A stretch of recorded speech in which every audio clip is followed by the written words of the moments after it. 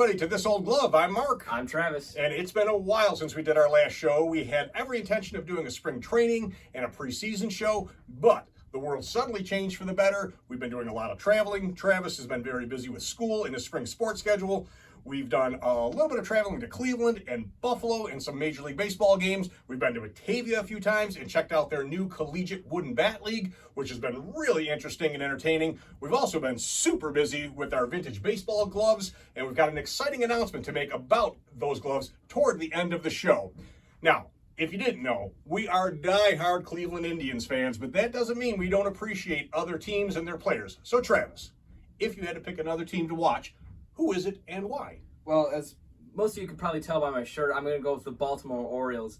Back in 2013 and 14, when Chris Davis didn't strike out in every at-bat, and he actually led the leagues in home run, they were just always fun to watch. He was hitting a home run almost every game, and they were just always fun to watch in the summer. So I kind of just got attached to them a little bit and just always like to follow them on the side, and kind of became my second favorite team. How about yourself? You got a second favorite team? Well, let me add to that. Growing up in Rochester, we were always the AAA team to Baltimore. The Rochester Red Wings always supplied the players. I got to see back in my day Eddie Murray, Wayne Garland, Kurt Schilling, Cal Ripken Jr., of course, and a lot of other players came through Rochester, so I was very fortunate to see a lot of the stars from the 70s through the 90s, those great Baltimore teams that made the playoffs and into the World Series a couple times. I got to see them as minor leaguers here, so that was always real cool. But to answer your question, I like the Brewers. I think they're a fun team. I connect with them. If you don't know, I love beer, so I associate with their name Miller Park. The city of Milwaukee has a very rich German history of brewing beer, and I connect with that on every level.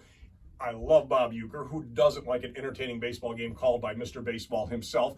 And the city of Milwaukee has a very interesting history of being a National League team when they were the Braves. Then they got the expansion team, or the new team of the Brewers, which then was in the American League, then switched back to the National League. So they've got some very interesting history. And let's run a few pictures and some clips of Bob Uecker and Old County Stadium of Milwaukee and New Miller Park.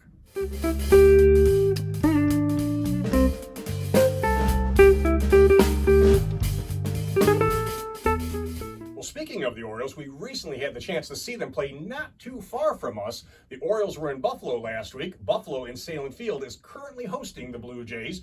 We've been to that venue before to see some minor league action, but we've never seen that for Major League Baseball. What did you think of seeing Major League Baseball in a minor league stadium? It was a really cool experience. It was so cool to have Major League Baseball less than an hour, right around an hour away from us.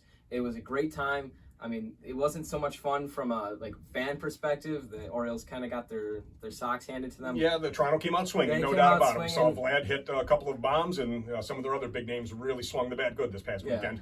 They've got a net out in left field there to prevent balls from going onto the highway behind the stadium. And I swear if that net wasn't there, Vlad Guerrero would have hit one onto the highway and hit a car. No doubt about it. And it was the stadium kind of has this 4A feel to it, because it's still a minor league stadium, and you know that going into it. But it's still a relatively big park and big for AAA, and it's hosting Major League Baseball for the summer. So it's got this weird kind of in-between feel where you know you're seeing Major League action, but yet you're still kind of trapped in that minor league mindset of the park. What do you think about it? Oh, yeah, no doubt about it. You hit the nail right on the head with everything you said there. That stadium was actually designed to be possibly an expansion Major League Baseball stadium. It does have hold 21,000 seats, so it is the largest venue in all of minor leagues and all of AAA.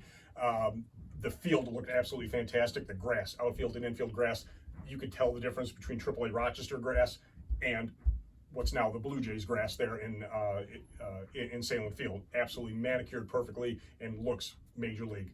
They did a great job building the bullpens out in right center field. If you remember a couple of years ago when we went to go see the Bisons play there, the bullpens were down the first base and third base line, the players sitting in the folding chairs, kind of old school like there. Like Wrigley Field. Kind of like Wrigley Field, exactly, but a little bit more minor league-ish, if you will. Now they've got the bullpens. They built the two-level bullpens out in right center field so the players come in properly, and it looked really, really good from that standpoint of view. Maybe it felt slightly like an exhibition game at first, again, because of that smaller venue, and I think there's 13,000 or so people there. So the crowd was slightly smaller, but once Toronto came out swinging, once you saw, even though Baltimore didn't play their best, you see Major League action, you see the pitching, how fast, how much bigger, stronger these guys are. that was Major League Baseball we saw there. And of course, I was happy for you to see the Orioles less than an hour from our home, so we didn't have to travel too far to see Major League Baseball. The Indians are 4 hours from our home.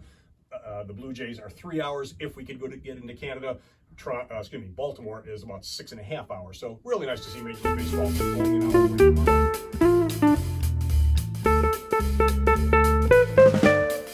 What's on tap for this summer and for baseball? Yeah, we have some Cleveland trips planned in July and August, but have more local trips planned. We mentioned that we've been to Batavia and the Muck Dogs games a few times and are really enjoying that new league, which is called the PGCBL, Perfect Game Collegiate Baseball League. Rolls off the tongue. Yeah, rolls right off the tongue. That's easy to say. They're all within an hour drive or so of us. All of them are in New York, and some of them, the cities that host, use the stadiums and fields that were used for the old New York Penn League. So we'll get to see some new small towns and cities and maybe enjoy seeing some of the old venues that we used to and haven't been to in a long time. We'll talk more about Batavia and that league on the next show because that's really been exciting seeing these young kids play.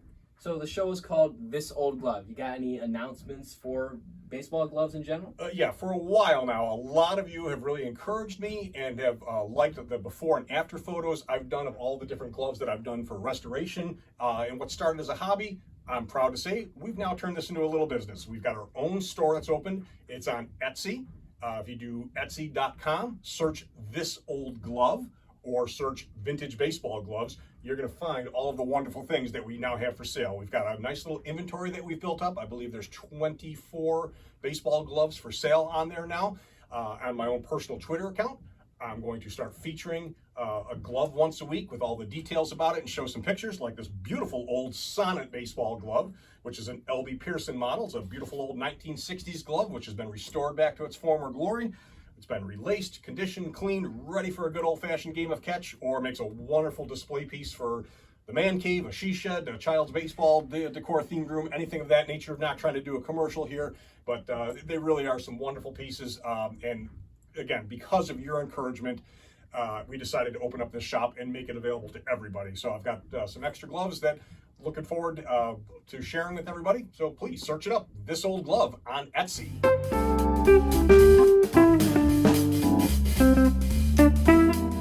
Let's wrap up today's show with some fun. A lot of major league and minor league teams have some fun with their players and they do rapid fire or some 60-second interview questions. They just ask them random, sometimes baseball, sometimes not. Sometimes they're a little off the wall questions.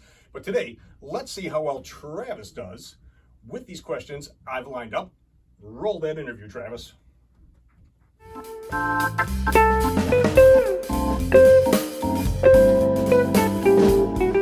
Spring baseball or fall baseball? Fall baseball. What's better, day games or night games? Day games. Minor league or major league baseball? Minor league for the atmosphere. Favorite position on the field? Catcher. DH or pitcher bat? I love the pitcher batting.